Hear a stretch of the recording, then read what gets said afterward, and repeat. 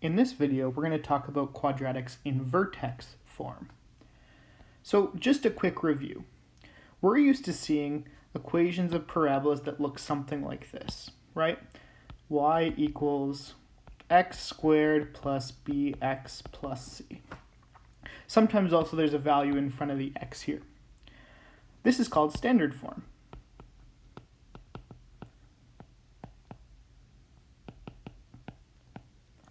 Now, if you remember, standard form tells us a few things about the parabola, or the quadratic. For example, the c value is the y-intercept of the parabola. And if we do negative b over 2, that tells us the axis of symmetry.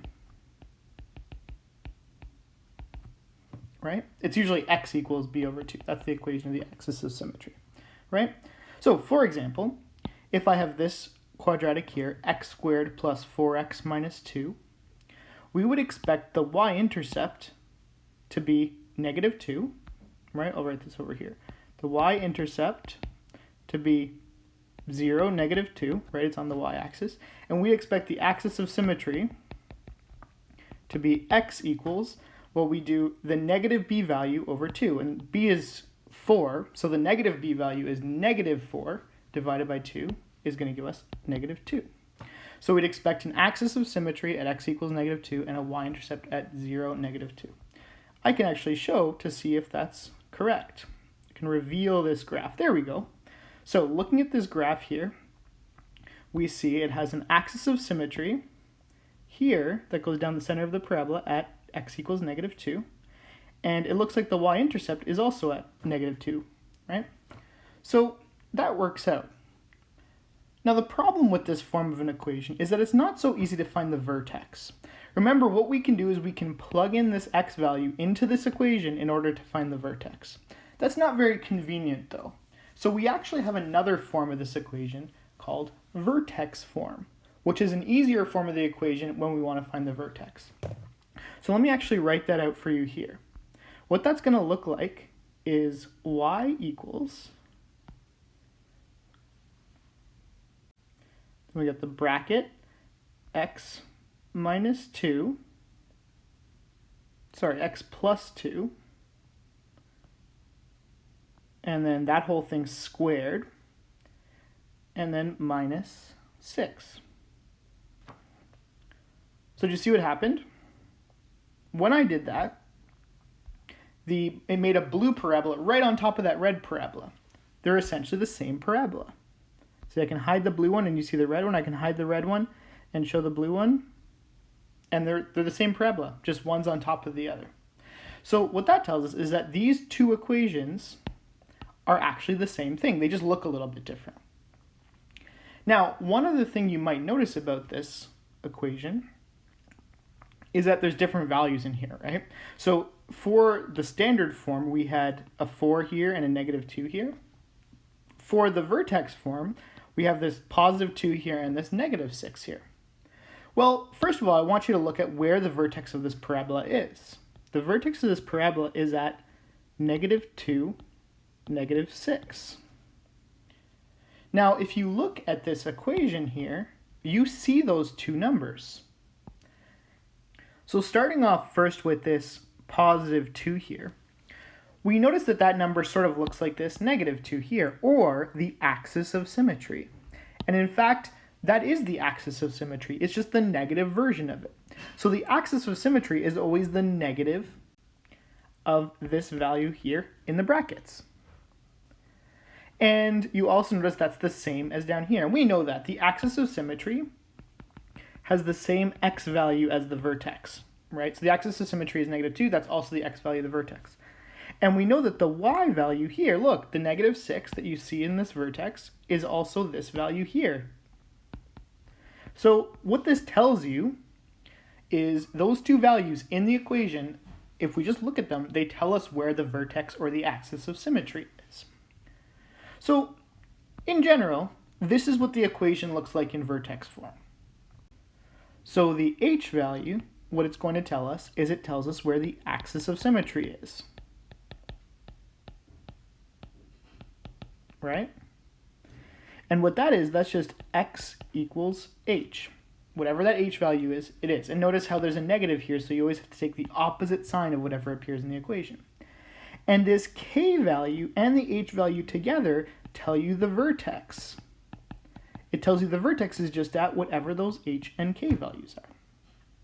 So that's pretty clear. Let's look at this. We'll worry about the a value in 1 second. But let's look at this example. It wants us to graph the parabola like this, right? So right away, by looking at it, we should be able to just look at that equation. It's in vertex form because it has the brackets with the squared. That's how you can tell it's in vertex form, the brackets and the squared up here. And what it's telling us is that these two values are going to tell us where the vertex is. Now remember, we always have to do the opposite sign of whatever this one is, and then this one. So the vertex is going to be at, it's not -3, it's +3, because we do the opposite sign, and -4. We only do the opposite sign for the one in the brackets. It's similar to how the axis of symmetry in standard form was just the negative b value over 2. And also the axis of symmetry is also just that value, right? So it's just x equals 3, because it's just the opposite of this. So already we know where the vertex is and we know where the axis of symmetry is. So what we can do on our graph, we know the axis of symmetry is at 3. So I'm just going to draw that with a dotted line. And we know our vertex is at, where was it? 3, -4. So 3, -4, I'm going to draw my vertex. I can even label it vertex. Now the question is, where does the graph go from here? Remember what we did with our equations in standard form is we found the y-intercept and used that to help us graph it. So how do we do the same thing here? Remember, the standard form, it told us, the last value was the y-intercept, but that's not the case here because the last value here is the vertex, the y-coordinate of the vertex. So how do we find the y-intercept? Well, the key is the y-intercept is always going to be on this line, right? That's the y-axis. What do you notice about the x value of any point on this line? Notice how the x value is always going to be 0, right? You're not going left or right, you're just going up or down. So the x value is 0. So to find another point on this line, or specifically to find the y-intercept, all we have to do is let x equal 0.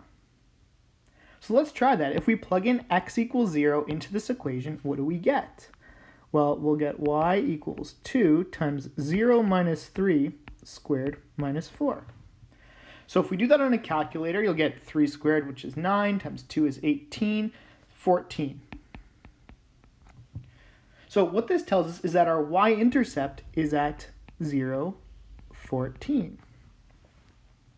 Well, what's the problem here? 14 is way off the graph, right? Way off the graph. It's like way up here. It's like if we went way up here, we need to put a point up here.